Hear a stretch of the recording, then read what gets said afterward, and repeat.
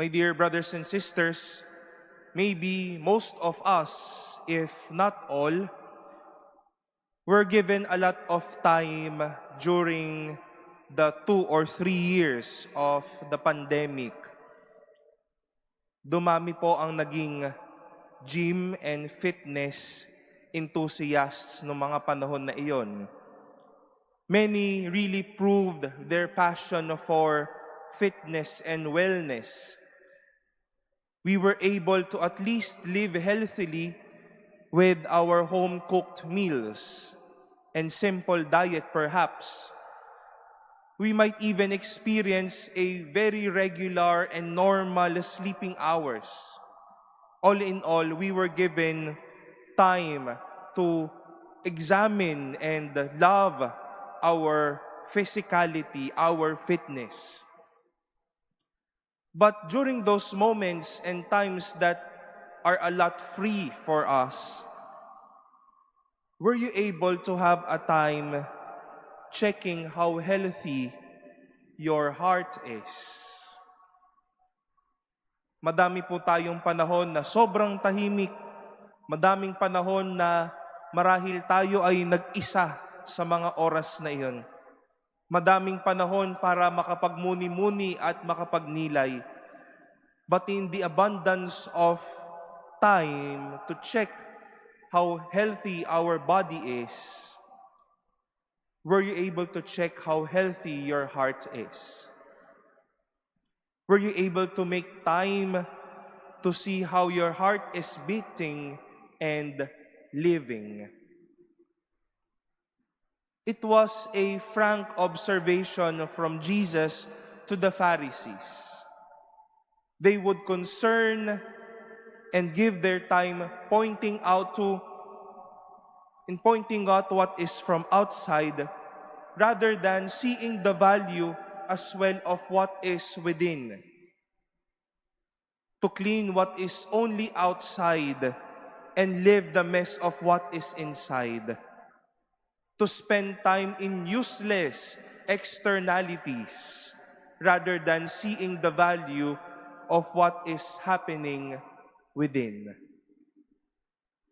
Although you cleanse the outside of the cup and the dish, inside you are filled with plunder and evil, as what Jesus observed.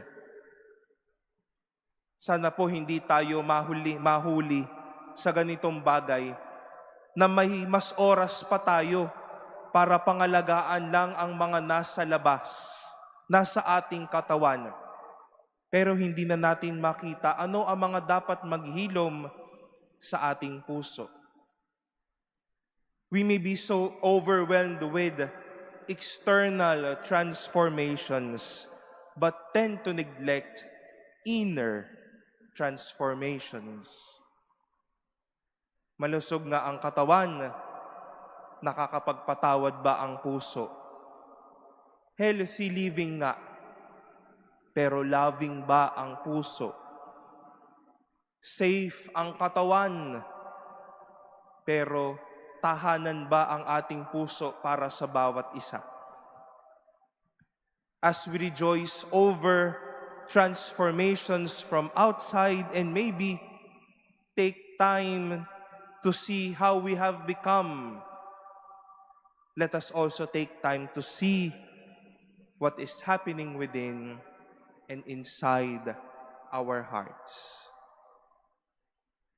If we have the time to nourish our bodies, to see what is happening outside of us, may we also have the chance to check on our hearts. Today we celebrate the feast of Saint Ignatius of Antioch. Saint Ignatius lived in this manner, not only mindful of what he has given, but what his heart has inspired him to do. My dear friends, while it is necessary to see how healthy everything is for us, may we also see it necessary to see what is inside of us. A body not only physically fit, but a heart clean and pure, ready to love, ready to share, ready to live for others.